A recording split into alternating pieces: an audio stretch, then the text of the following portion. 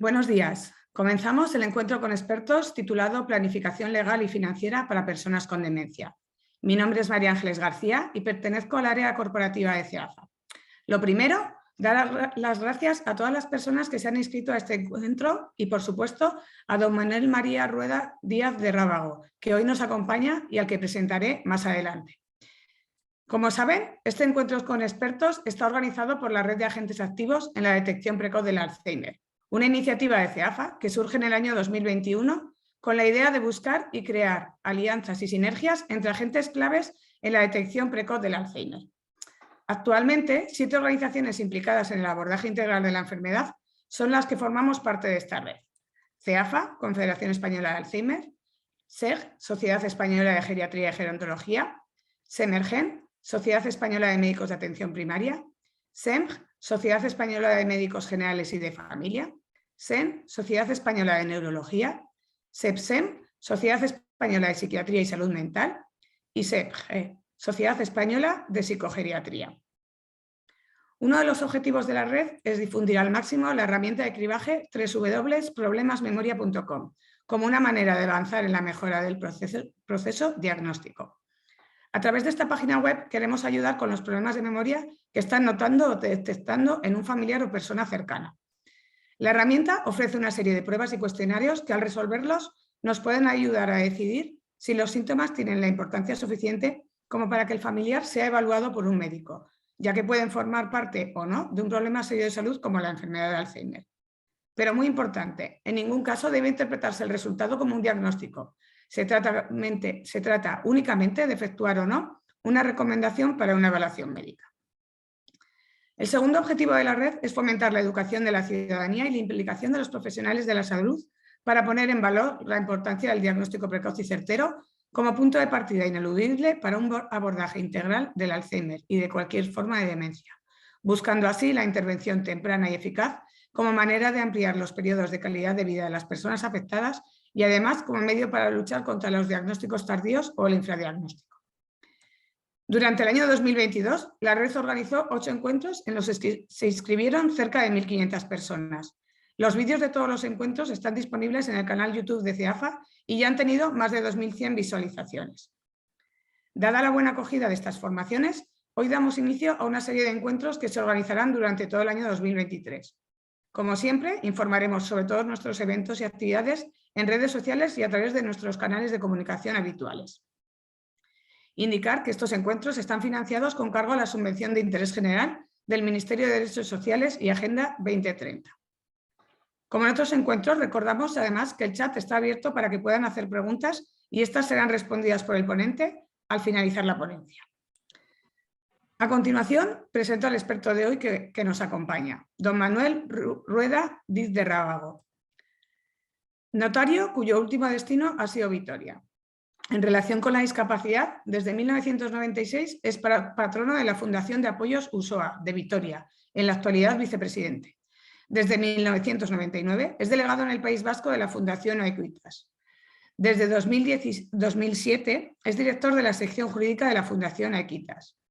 Además, ha participado en libros colectivos, en jornadas de estudio y divulgación, ha impartido cursos y sesiones de formación a diferentes entidades del tercer sector o en el Consejo General del Poder Judicial.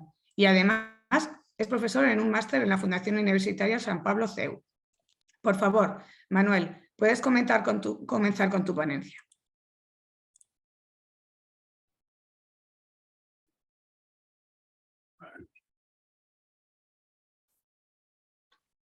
Manuel. Sí, me sale que no es posible iniciar el vídeo. Mira a Raquel, a ver qué vamos está ahí. ¿Raquel? Sí, un segundo, intento arreglarlo. El sonido sí, pero el vídeo no. Vale, no me está dejando hacer esa modificación. Un segundo.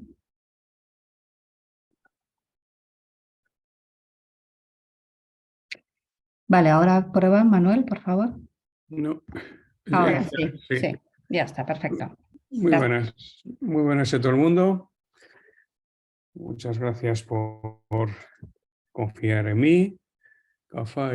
CEAFA, espero que no que pueda aportar algo a la comprensión o explicación de los cambios que últimamente se han realizado en la cuestión jurídica acerca de la discapacidad en general.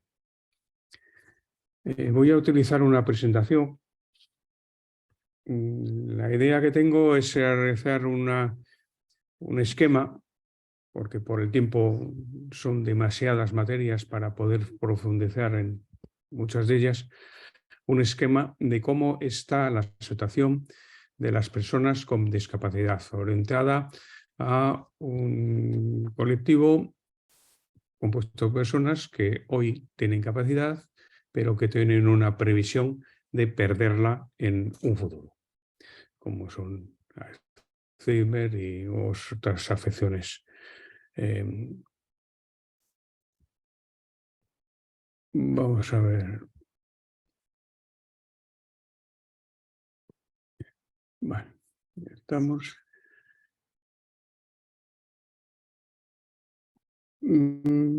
Primero voy a intentar aclarar el campo en el que nos vamos a mover, que es un campo delimitado por el derecho civil y la discapacidad. Y voy a partir desde cero para ver qué es el derecho civil y qué es la discapacidad. Y a partir de ahí desarrollamos cómo se desenvuelven las personas en este campo. El derecho civil es una rama del derecho que se ocupa de las normas que regulan cómo se relacionan las personas entre sí. Aquí la Administración y el Estado no interviene en plan superior, como puede intervenir en el derecho penal o en el derecho administrativo. Aquí hay una serie de personas que a lo largo de su vida se relacionan con otras. Les expongo los 4 libros del Código Civil. El primero trata de las personas desde que nacen, tienen relaciones de filiación, se casan, se descasan y hay algunas personas que tienen dificultades para actuar con las demás. Cuestiones de discapacidad, antes incapacitación y hoy medios de apoyo. En el segundo, los derechos sobre las cosas, la propiedad, su fruto. En tercero, la adquisición de la propiedad. Aquí nos fijaremos en las sucesiones. La adquisición cuando media el fallecimiento de alguien. Y el cuarto, obligaciones, contratos, con requisitos generales de negocios jurídicos y contratos. Estas materias están relacionadas unas con otras, no son compartimentos estancos. Y además hay leyes especiales, por ejemplo, esta del año 2003, que creó el patrimonio protegido de las personas con discapacidad e hizo algunas modificaciones en el Código Civil. También introdujo algún contrato. En este campo se mueven las personas, la gente, y algunas de esas personas tienen dificultades para actuar como los demás. Se encuentran en inferioridad de condiciones. Se dice que tienen una discapacidad. Bueno, vamos a ver qué discapacidad, porque diferentes normas se fijan en diferentes cosas. Las normas laborales se fijan en su habilidad para desarrollar trabajos. Las normas de seguridad social y administrativas se fijan en porcentajes, 33 y 65%, pero nos movemos en el derecho civil.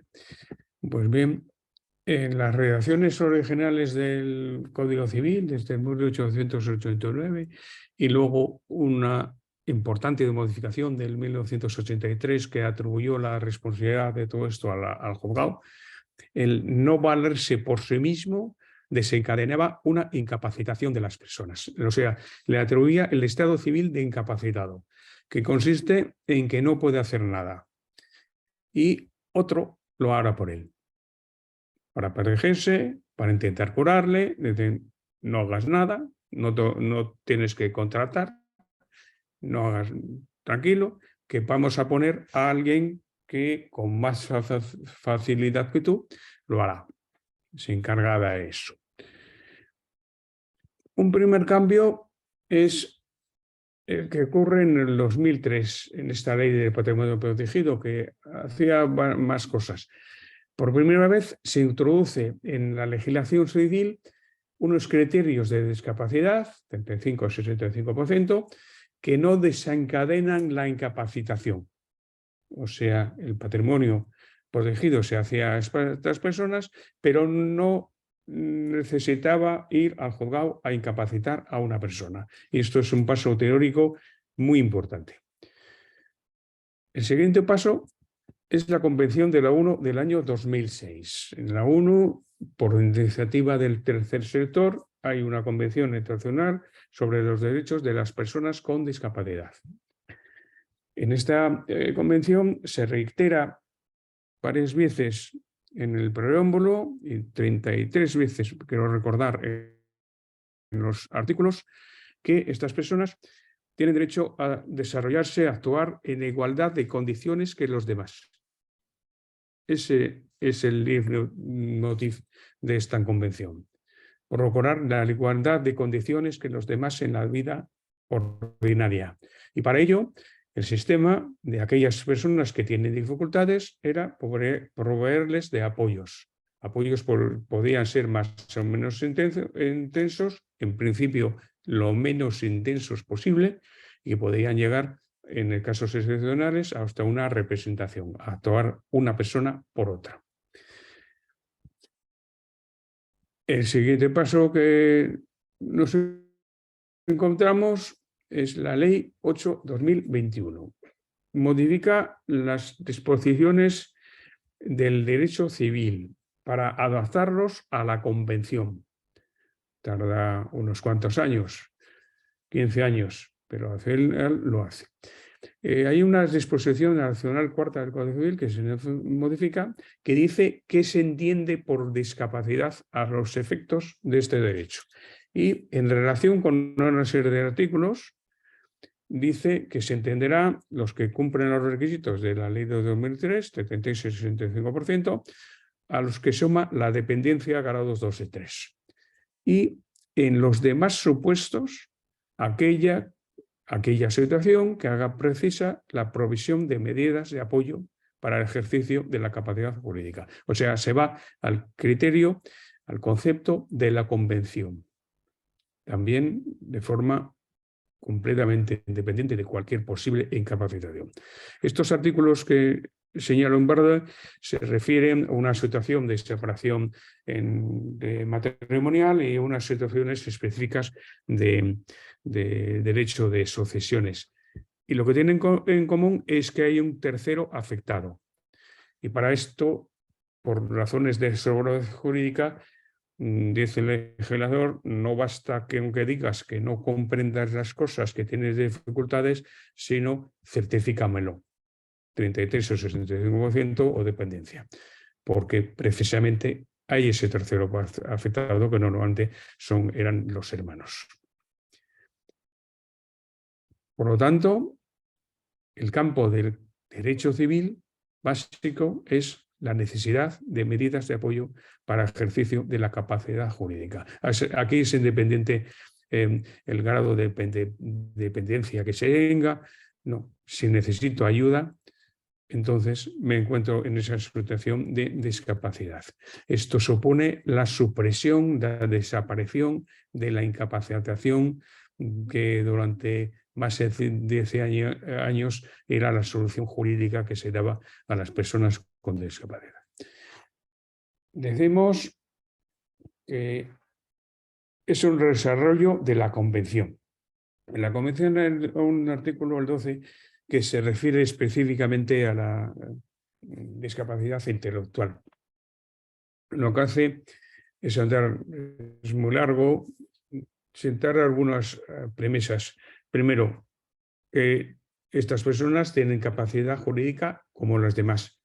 Tienen derecho a ejercitarla como las demás. Si hace falta, habrá apoyos asegurados por el Estado. Y estos apoyos llevarán salvaguardias. En unos casos afectantes a las propias medidas, proporcionalidad, que sean temporales, revisables, y en otros casos afectantes a ejercicio del apoyo, o sea, que se respeten la voluntad y preferencias de estas personas, que se eviten abusos, conflictos de intereses y que no haya influencias indebidas en esta materia. Esto de la voluntad, preferencias, es simplemente una derivación de la plena capacidad jurídica que tienen las personas con discapacidad. Bien, el Código Civil se encarga de esto. Hay un primer capítulo que se refiere a los medios de apoyo en general, esos artículos. Recordamos que en derecho privado o civil la finalidad es el desenvolvimiento en condiciones de igualdad con los otros, con los demás, y empieza a desarrollar los medios de apoyo. Por su concepto, un concepto casero, cualquier ayuda que permita que alguien con discapacidad pueda comprender, querer y ejercitar de forma suficiente un asunto que le concierna. Y para ello crea o se desarrollan varios tipos de apoyos. En esta escala tenemos algunos no formalizados, no parecen definidos específicamente en la ley, por ejemplo, la ayuda del notario en los documentos notariales o asistentes informales, o sea, algo que estamos muy acostumbrados a ver. Voy a hacer un contrato notarial o no notarial con el banco, pues me hago acompañar de mi madre, de mi hijo o de mi amigo que sabe de cuentas y de bancos bastante más que yo, por ejemplo. Un asistente formal no tiene título, no tiene papeles que no nombre, pero me asiste. Y con carácter general, para todas las actividades de la vida, no formalizado el guardar de hecho, que veremos a continuación. Otros están formalizados, o sea, hay un documento que los define y los desarrolla. Para casos concretos, el defensor judicial, y para casos generales, medidas voluntarias, o sea, las que pongo yo, o medidas judiciales, que son las que me pone el juez. En ambos casos pueden ser asistenciales o representativas. Estos conceptos los vamos a ir desarrollando a continuación. Y se establece una preferencia en estas tres medidas. En defecto por insuficiencia de las medidas voluntarias y a falta de guarda de hecho, solo en estos casos podrá la autoridad judicial adoptar otras suplementarias o complementarias. O sea, el orden que se establece es primero medidas voluntarias, las que yo me dicto para mí mismo. Segundo, la guarda de hecho, una situación que veremos. Y a falta de las dos, el juez entra a establecer medidas judiciales que serán la curatela. Seguimos con las primeras de estas medidas, las medidas voluntarias de apoyo a las que se refiere el 12 de la Convención y un par de artículos del Código Civil. Los números de los artículos no intenten memorizarlos. Pongo dos para que se vea que son solo dos. O sea, hay un capítulo con dos secciones. La sección primera, disposiciones generales de las medidas voluntarias, tiene dos artículos. La sección segunda tiene 6 ya. El 254 y el 49 bis de la Comparación Navarra se refiere a los mayores de 16 años, que pueden establecer sus medidas. Y realmente la regulación de las medidas voluntarias se halla en un solo artículo del Código Civil, que es el 255. Este empieza diciendo que cualquier persona, en previsión o apreciación de circunstancias que puedan dificultarle el ejercicio de su capacidad jurídica. O sea, previsión o apreciación. Esto se introdujo en el último proyecto, porque en principio no aparecía en el anteproyecto y el proyecto de la ley del 21. yo preveo que voy a perder la capacidad en el futuro y puedo hacer una medida voluntaria. O yo aprecio que no tengo capacidad, que necesito apoyos y puedo hacer mi medida voluntaria. Luego sigue prever o acordar en escritura pública. Puedo hacerlo yo solito o acordarlo con otro con el que me va a prestar el apoyo. Y el contenido, medidas de apoyo relativas a su persona o bienes. Y luego desarrolla un poco este concepto, el régimen de administración, las facultades, las personas o la forma de ejercicio. Aquí hay que tener en cuenta la diferencia de la elaboración entre las medidas notariales y judiciales. Las medidas notariales se elaboran por el propio sujeto, con apoyo de otros, del notario, como quiera. Y las medidas judiciales se elaboran por el juez. Por supuesto, después de oírle al interesado. Y en principio, según su voluntad de preferencia. Pero las dicta el juez. Las notariales no. El notario no tiene ninguna autoridad para imponer a una persona: firme usted esto. Yo lo puedo redactar y si no luego está, no lo firma. Simplemente. Y también se aprecia en esta reforma una desjudicialización de la discapacidad. O sea, antes uno entraba en el juzgado, le incapacitaban y seguía en el juzgado toda su vida, a través de controles y demás. Ahora se trata de evitar que entre en el juzgado, salvo que sea preciso, salvo que se produzcan circunstancias excepcionales que motiven la intervención judicial.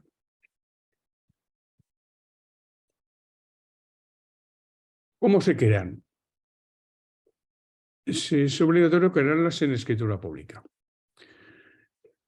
Entre otras cosas, porque se establece el juicio de notarial de capacidad, que es algo que existe desde el siglo XIX, no es un invento nuevo. Todos los notarios al hacer documentos ponemos sí o que tiene a mi juicio capacidad suficiente para hacer esto. Lo que pasa es que antes la capacidad era un tanto estricta, él solo nos aseguramos que lo comprende, que lo quiere, que lo dice, y ahora se permite la intervención de apoyos. Entre otros apoyos, el notario, para eso se ha modificado un artículo de la ley de notariado que amplía mucho que tienen allí la utilización de apoyos, instrumentos, ajustes que son precisos, todo tipo de dispositivos y cualquier otro apoyo que resulte preciso con la lista que se ha metido en el artículo. Con esto, con los apoyos, si tiene discernimiento, si sabe lo que hace, a qué se refiere, con qué personas, se puede hacer la medida de apoyo por uno mismo. Si no, entonces, si no hay discernimiento, no puede hacer un documento, habrá que ver si hay una cuerda de hecho suficiente y si no, la curatela judicial. En cuanto al contenido, ¿en qué consisten los apoyos? Dice el 249 que asistir en el ejercicio de su capacidad jurídica, en los ámbitos en los que sea preciso, solo. Si necesito apoyo para manejar cantidades de 10.000 euros para arriba que me pierdo, pues para eso, pero no para hacer la compra de 100 euros que lo controlo, que es una cantidad que controlo, y siempre respetando su voluntad. Puede consistir en asesoramiento, o sea, tomo esas horas, pero yo decido. Asentimiento, consentimiento. Aquí tenemos que consentir el apoyo y yo. Si no, eso no se hace. Y puede ser representación, poderes preventivos. Nos metemos en este campo que existía antes de la reforma del 2021 y que ahora se ha integrado dentro de las medidas voluntarias. Eso nada más. Y normalmente un documento de medidas voluntarias pues, podrá incluir todos o algunos de estas normas. Por ejemplo, asesoramiento en las medidas sanitarias, asesoramiento en las medidas de la vida ordinaria, pero consentimiento en contratos por encima de 5.000 euros, por ejemplo. Eso uno lo decide según su situación, lo que ve, comprende y la situación de riesgo en que uno ve que se encuentra. Y por último, la representación. O sea, especialmente en los casos que vamos a ver, que se prevé que en el futuro ni con asesoramiento voy a poder hacer las cosas y voy a necesitar que alguien las haga por mí. Con eso llegamos a los poderes preventivos. Esto es un invento del año 2003, motivado porque en el año 1996 se modificó el Código Civil en el contrato de mandato donde se regulan los poderes en general y se dijo que la incapacitación extinguía el poder. Yo doy un poder para que me represente a nuestra persona, a mi hijo, a mi padre, y resulta que a partir de ese año, si me incapacitan, se anula. Y habemos hecho gente que hacía poderes precisamente para evitar pasar por el fogado. En el 2003 se dijo, bueno, la incapacidad sobrevenida, cambió el término, anula el poder, salvo que yo haya dicho que se mantenga, o salvo que yo haya dicho que este poder solo valdrá si pierdo la capacidad. Eso que es un párrafo simplemente del 1732 del Código Civil se ha convertido en 6 artículos en la actual ley dentro de las medidas voluntarias. Hay 2 clases de poderes, por lo tanto, uno que llamaremos de subsistencia, te doy poder para que lo utilices ya, y además, si pierdo la capacidad, lo sigues utilizando. Vale, ya, subsistencia en el futuro, se aplica a poderes especiales y normalmente a poderes generales que se llevan en los juzgados de ruina, probablemente porque en los juzgados solo veían aquellos poderes que habían generado problemas de mal uso normalmente. Pero esta cláusula de subsistencia se incorporó a prácticamente todos los poderes generales, porque es muy sencillo. Les preguntas a la gente, oiga usted, y sí que va a dar un poder para que haga de todo en su nombre, pero si pierde la capacidad, entonces se anula o no. Y la respuesta era unánime, que no se anule, que es cuando lo voy a necesitar. Y de este modo, en 10 años, bueno, en esa muestra se hicieron 1.614.748 poderes generales, la mayor parte de ellos con la cláusula de subsistencia. O sea, no sea una situación aislada que se hacen algunos, no, es un producto que tuvo un éxito inmenso. El siguiente, los solo preventivos. Solo se aplicará si yo en el futuro preciso apoyo. En la misma época, ojo, es anterior a la reforma del 2021, 57.007 poderes. El problema, ¿y cómo se sabe que voy a precisar el apoyo? Pues se decía en el 2003 y se repite ahora, pues como tú digas, lo dices en el poder, que presente un certificado médico, un certificado de discapacidad administrativa, que yo qué sé, lo que usted considere. Y ahora, en el 2021, se ha añadido que se puede utilizar un acta notarial en donde se incorpore también un informe pericial en el mismo sentido, que se ha producido el evento que desencadena la posibilidad de utilizar el poder.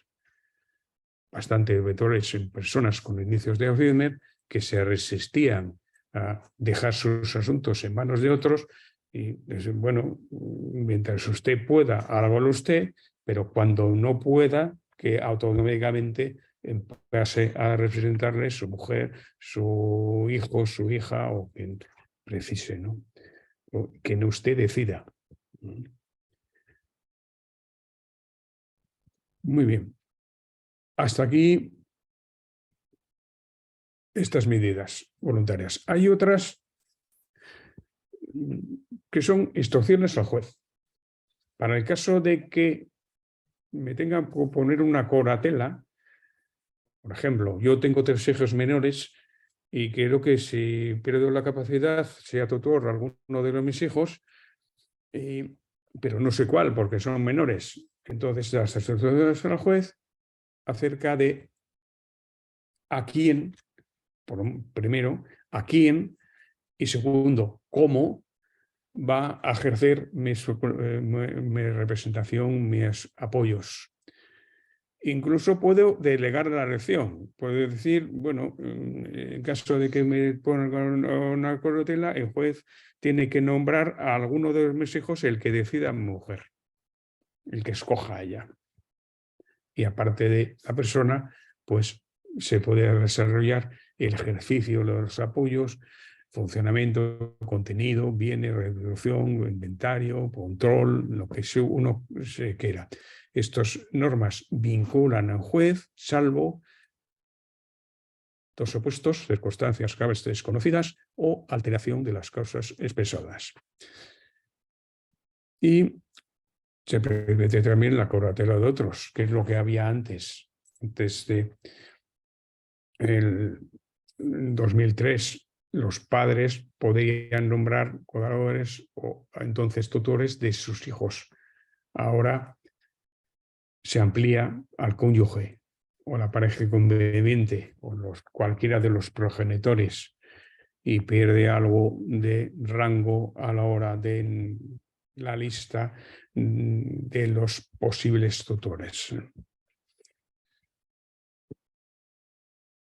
Después de las medidas voluntarias tenemos la guarda de hecho.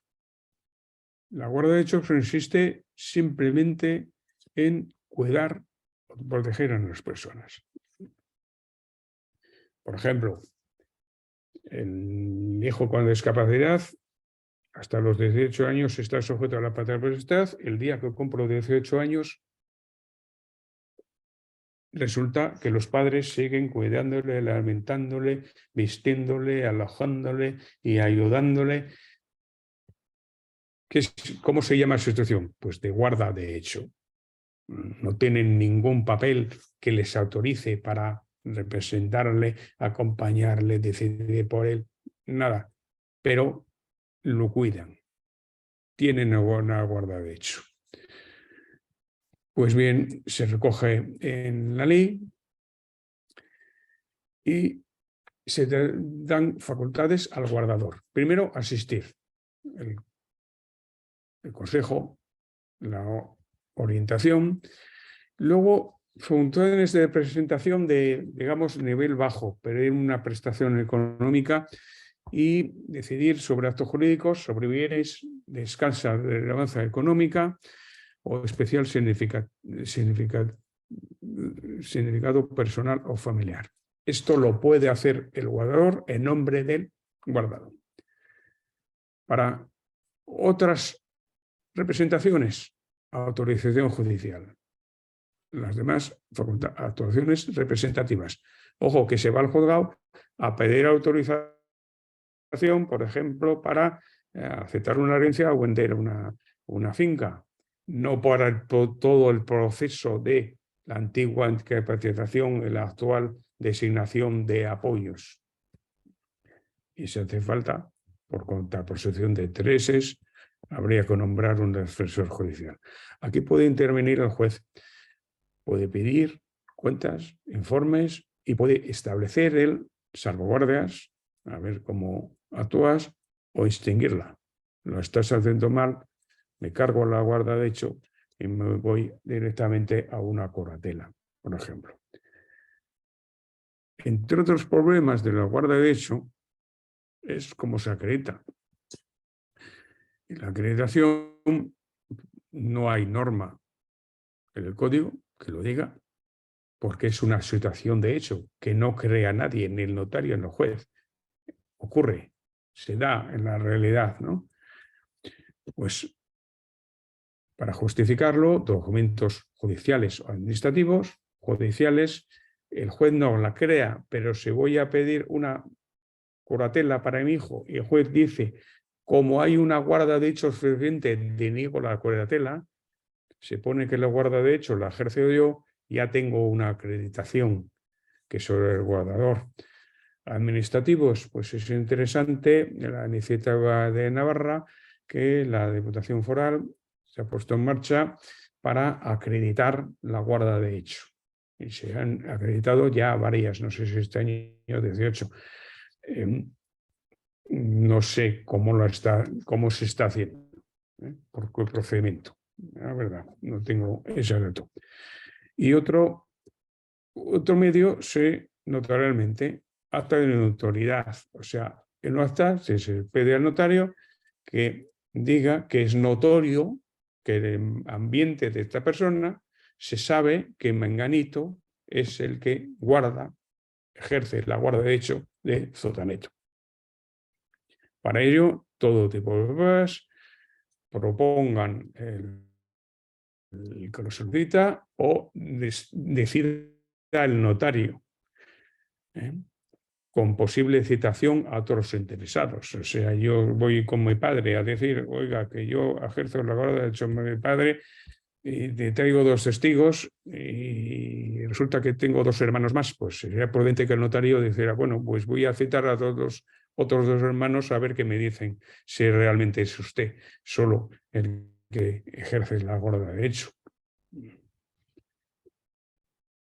Después de la guarda de hecho, si no hay medidas voluntarias de guarda de hecho, la curatela. Aquí, muy resumidamente, porque no nos vamos a meter en cuestiones procesales, o sea, en el proceso de creación de todo esto, de una resolución judicial, es subsidiaria. Recordemos que el artículo de antes, solo en defecto suficiente de medidas voluntarias, a falta de guarda de hecho. Para ver si hay medidas voluntarias, el juez consultará el registro civil, donde se deben escribir directamente por el notario las escrituras de medidas voluntarias. Si no hay guarda de hecho efectiva, entonces se constituirá la curatela. Es accesible. Se ha desarrollado la accesibilidad cognitiva en los juzgados y en las notarías en esta ley de 2021. Los procesos de comunicación, de prestar apoyos de comunicación o comprensión a las personas para que puedan participar y enterarse de lo que ocurre en el juzgado. Es revisable también. 3 años, excepcionalmente 6. Es detallada y adaptada a los actos en los que sea necesario. Se acabó la incapacitación general para todo de antes. No hay ni incapacitación ni para todo. Y se prohíbe la privación de derechos. Por último, la mínima intervención asistencial excepcionalmente representativa. Excepcionalmente, una persona, el curador, actuará en nombre del curatelado. Y para la curatela representativa, pues hay normas especiales de más control por parte del juzgado, autorización para un montón de actos, antes también lo sabía, y a otros que requieren aprobación judicial posterior. De esas medidas, la última, la particular de la guarda de hecho, del defensor judicial, pues en las personas con apoyos formalizados, escritura de medidas voluntarias o curatela, cuando el gestor de apoyos está incapacitado, posibilidad de autonomamente haya conflicto de intereses, o si se está tramitando su excusa, que quiere dejar el cargo. Y si no hay apoyos formalizados durante el procedimiento, o medida de apoyo ocasional. Alguien que no tenga ningún tipo de apoyo para una actuación concreta, situaciones personales o económicas más simples, se puede pedir el nombramiento de fuerza judicial sin desencadenar todo el proceso de establecimiento de unidades de apoyo, aunque el nombramiento se tenga que hacer varias veces, ¿no? Se le expresa su respuesta pública y está obligado a rendición de cuentas. Muy bien, hasta aquí, digamos, las medidas de apoyo personal. Recordamos el código, el esquema del derecho civil. Ahora nos quedamos simplemente con sucesiones y obligaciones y contratos. ¿Cómo podemos utilizar contratos o sucesiones para regular nuestros futuros apoyos? Especialmente cuando vienen cuestiones económicas. Porque aparte de las medidas voluntarias, muchas veces hacen falta medidas económicas de apoyo, porque las personas con discapacidad normalmente tienen menos ingresos y normalmente más gastos que los demás.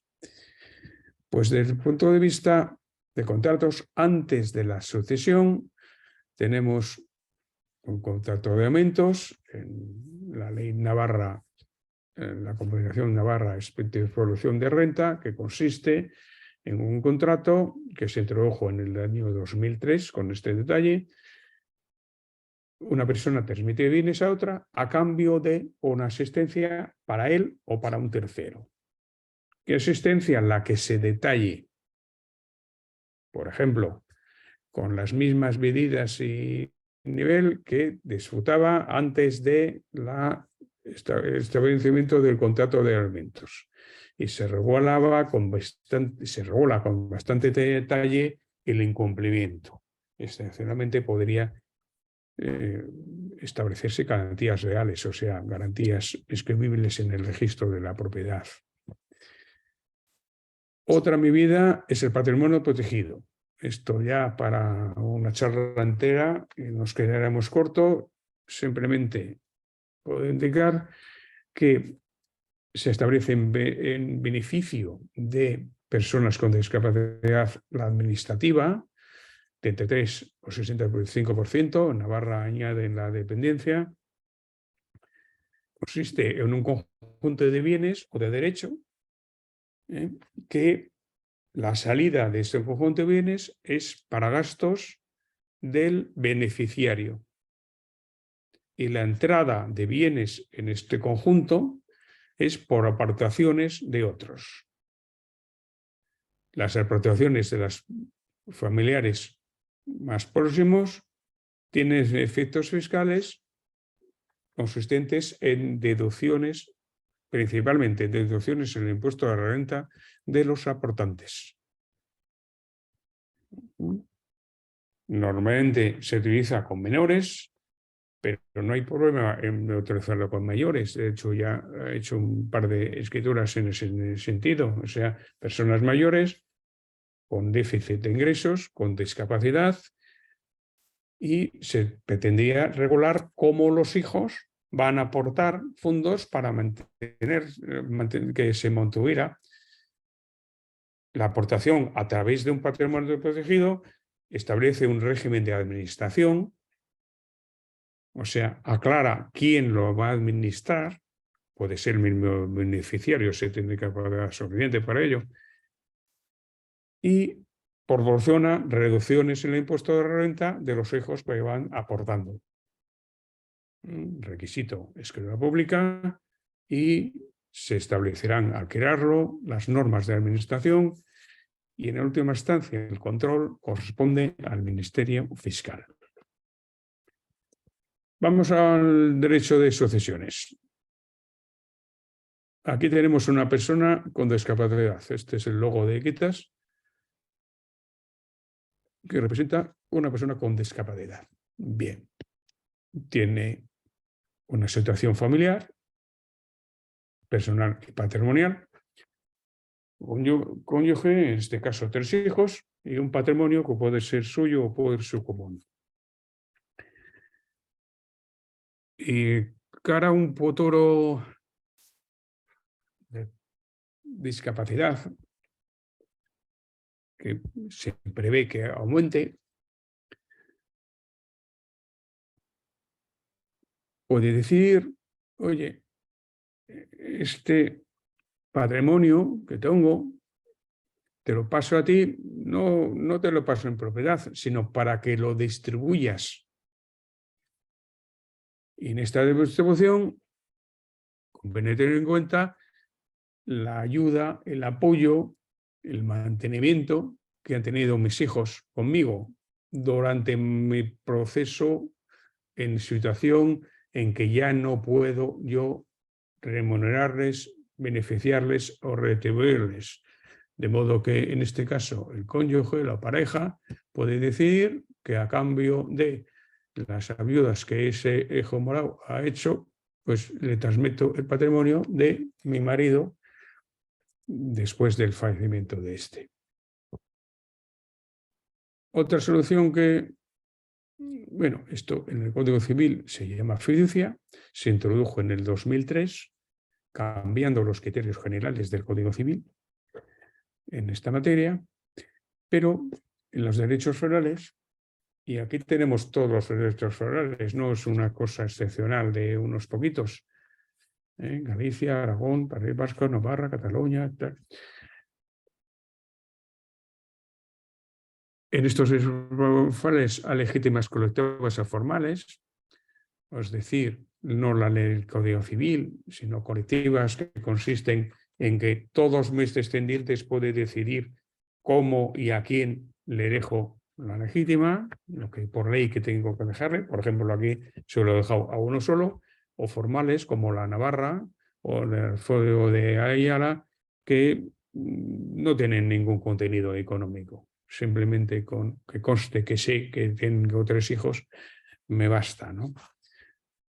Otra solución, en vida, el padre puede contratar con su hijo, a través de un contrato sucesorio, la asistencia que quiera, y a cambio recibirá hoy o recibirá cuando yo fallezca determinados bienes. Para ello, recordemos los títulos sucesorios, el testamento que lo conocemos todos, el comisario, que ahora nos meteremos un poco con él, el testamento mancomunado de verdad de 2 personas y el contrato sucesorio. Todos estos son títulos sucesorios. Pues bien, en el pacto sucesorio pueden concurrir uno o varios testadores y uno o varios sucesores, y se caracteriza porque es irrevocable. Una vez hecho, no se puede cambiar, salvo excepciones. Hay varios sujetos, puede tener por objeto bienes presentes o futuros, una herencia que llevo a recibir, y se exige que conste en escritura pública en los territorios forales donde se admite. Puede implicar transmisión de presente ahora mismo, reservándome, si quiero, la voluntad de venderlos, por ejemplo, o transmisión cuando fallezca. Permite también delegar alguna facultad muy residual, en Navarra, concreto, y para anularlo, pues por voluntad de uno, en situaciones de crisis matrimonial, que es el marido o mujer, que se separan, o por incumplimientos de lo que se ha establecido, o por voluntad de las dos. Pero por voluntad de uno, sin más motivos, no se puede cambiar. Esto, claro, en familias con varios hijos permite organizar económicamente y personalmente la futura asistencia de una persona que prevé que va a perder capacidad, que prevé que en el resto de su vida no va a poder contratar más con su hijo y que le interesa conservar sus bienes para, entre otras cosas, mantenerse con ellos. A efectos de impuestos son adquisiciones mortis causa, o sea, como sucesiones y no como donaciones. Y por último, el comisario, pues, tiene facultades de administración y de disposición de la herencia, con más o menos extensión según las comunidades.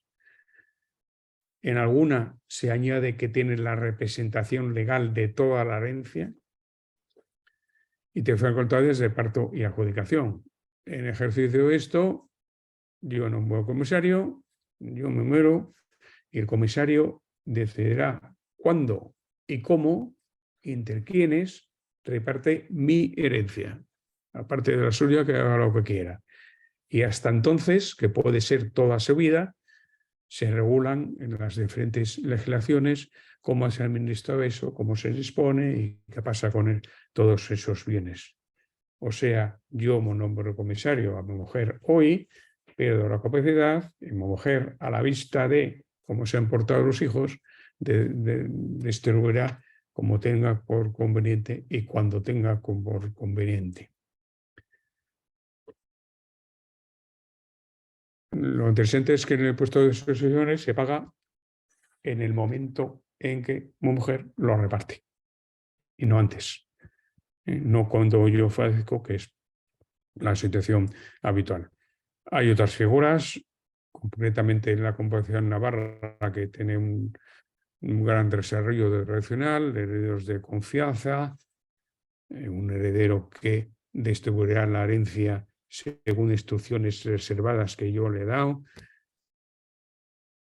la institución de la Casa Navarra, un grupo familiar, un patrimonio familiar destinado a mantener a todos los miembros de la familia, a la que se pueden hacer donaciones y demás, también bastante adecuado cuando se trata de acoger y mantener dentro de la familia, dentro del patrimonio familiar, a unos de sus miembros con discapacidad. El Código Civil se quedó bastante corto en la finalidad.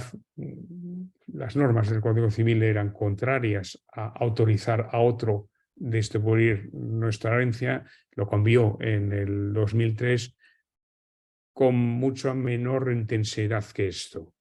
Pero es una norma que en este sentido, en esta dirección, también es perfectamente aplicable a estas situaciones.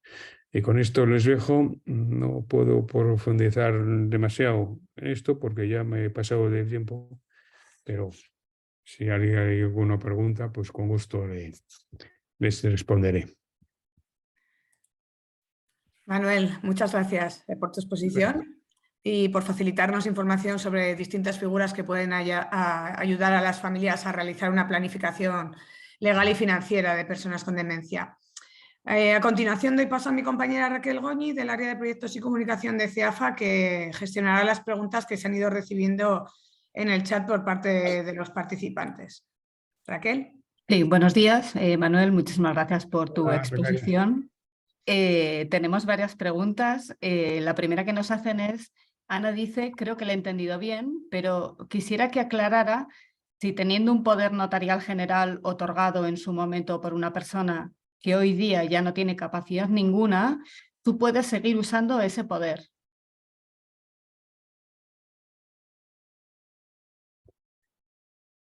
Habría que ver de cuándo es el poder. Si tiene la cláusula esa de que subsistencia, la que decía que aunque yo pierda la capacidad, pues el deseo que el poder siga valiendo.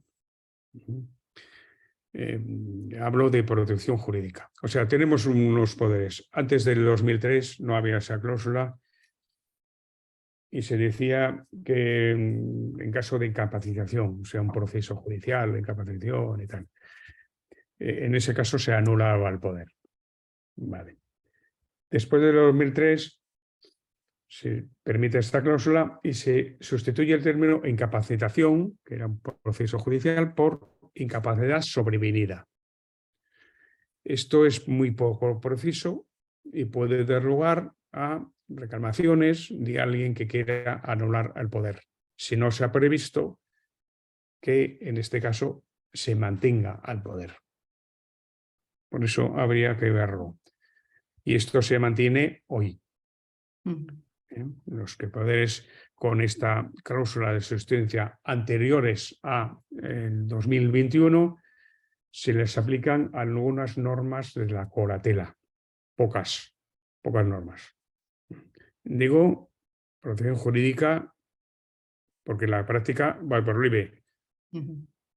Yo voy con un poder a un banco que no aparece que ninguno que ya han intentado anularlo y tampoco se van a poner en banco, oiga, ¿y cómo está la discapacidad? Y ha perdido, le han incapacitado, le han hecho esto, el efecto práctico es que se lo van a aplicar. Por eso hay que, de hecho, antes de que entrara toda esta historia de las cláusulas o no las cláusulas, la forma más habitual en que se evitaban procesos judiciales de incapacitación era a través de poderes, sin más, que seguían funcionando y que cumplían una labor social bastante encomiable. Fuera de aquellos casos excepcionales en que había problemas de mal uso y que podían acabar en un juzgado con la anulación de poder, que siempre eran una minoría. Recordemos la cifra que había citado: en 10 años 1.604.000 y pico poderes generales emitidos en España. Vale, perfecto, Manuel. Nos hacen más preguntas. Vamos a hacer unas pocas porque, bueno, realmente estamos ya en hora. Dice, una persona que se va a incorporar a un centro de día, ¿el contrato quién lo debe firmar? ¿El guardador de hecho o el propio paciente? Dice, con Alzheimer sin incapacitación. El Alzheimer es que es una... Estas patologías que son un proceso. Llegan a unas situaciones muy graves de falta de discernimiento, pero empiezan, sobre todo ahora que se van diagnosticando cada vez antes, empiezan con bastantes facultades de la persona, depende de en qué grados esté. Si estuviera muy avanzado. Pues, si él no puede comprender lo que es eso, debería firmarlo el guardador con autorización judicial. Vale. Pero la primera función del guardador es asistir. Cuando a mí me asisten, me llevan, me explican, me aconsejan y tal, al final el que firmo soy yo, asistido por mi hijo, mi mujer, que sea, el trabajador social, lo que sea. Pero en ese proceso el que firmo soy yo, lo comprendo. Ha ayudado a comprenderlo. Cuando ya no lo comprendo, tiene que firmar alguien en un nombre. Y de los casos de representación del guardador de derecho estaba el de actos de escasa relevancia jurídica o escasa relevancia personal o familiar. Yo creo que el ingreso en una residencia ya es un caso de una especial trascendencia personal que requeriría autorización judicial. Perfecto. Otra persona más, Francis, nos dice, me dijeron en notaría que no podía pedir un poder notarial preventivo para mi madre con Alzheimer, que tendría que ir al juzgado. ¿Esto es así? Soy hijo único y querría prevenir y ayudar cuando mi madre esté peor. Gracias. Esto es una consecuencia normalmente de la falta de formación. Estos procesos de formación no solamente se están haciendo para asociaciones y federaciones y demás, sino que hay que hacer en todo tipo de oficinas públicas. De hecho, hay ya programas en formación que no van muy avanzados, la verdad. Estamos en la Fundación Equitas, hemos iniciado un programa de formación por colegios. Este mes vamos al tercero de los colegios, reuniones a puerta cerrada con los notarios. Es importante que sea a puerta cerrada para que incluso la voz se eleva. Y es una inercia de situaciones anteriores. Una ignorancia o no querer meterse en no saber que haber que ver el grado de afección, de comprensión de esta persona con Alzheimer. Habrá que verlo. No comprende. Hay cuestiones de comprensión. Oiga, esos santos que nos llevan. ¿Qué los lleve? Pues mi hija. Y represente todo. Pues vender no, pues no vendo.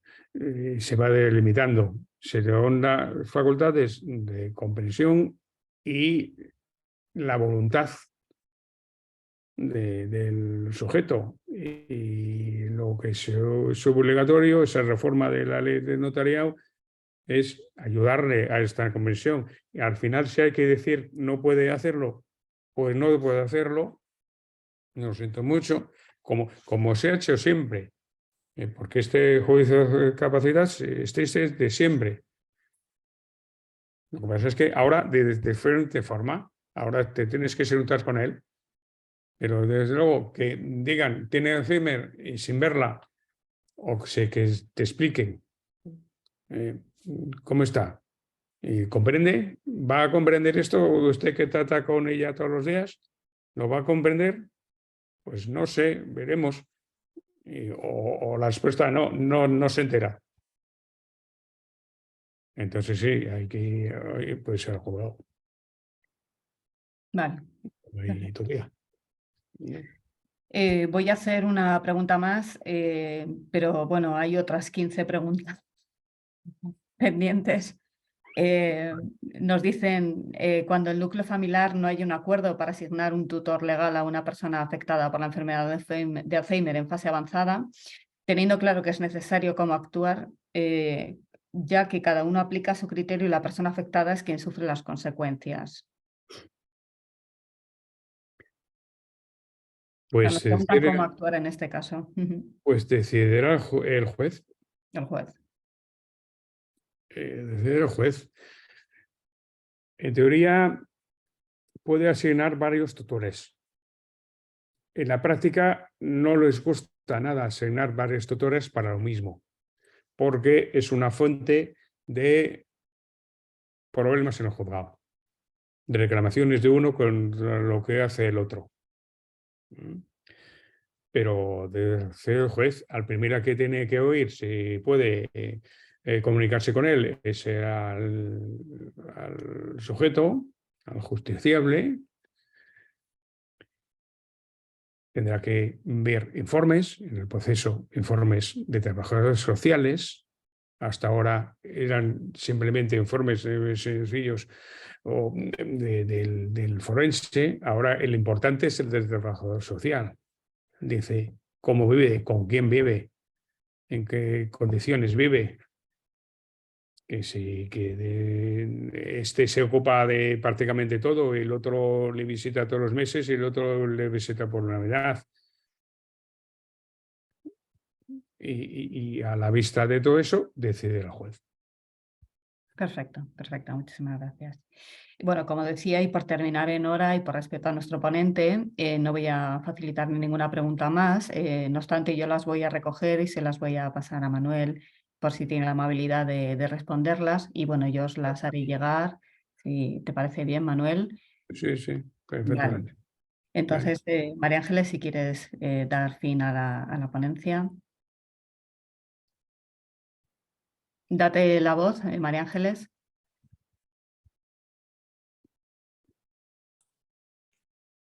Perdón. Bueno, pues ya de esta forma acabamos el encuentro con expertos. No sin, por supuesto, agradecer a Manuel haber compartido su tiempo y conocimiento con todos nosotros. Por último, anunciamos el próximo webinar organizado por CEAFA que se celebrará el próximo jueves 20 de abril a las 11 de la mañana y su título será Planificación anticipada para los cuidados de salud de personas con demencia. Impartido en esta ocasión por Belén González Glaria, coordinadora del Grupo de Demencias de la SEG, Sociedad Española de Geriatría y Gerontología. Como siempre, informaremos a través de redes sociales y nuestros medios de comunicación habituales. Damos por finalizado este encuentro con expertos. Muchas gracias y buenos días a todos.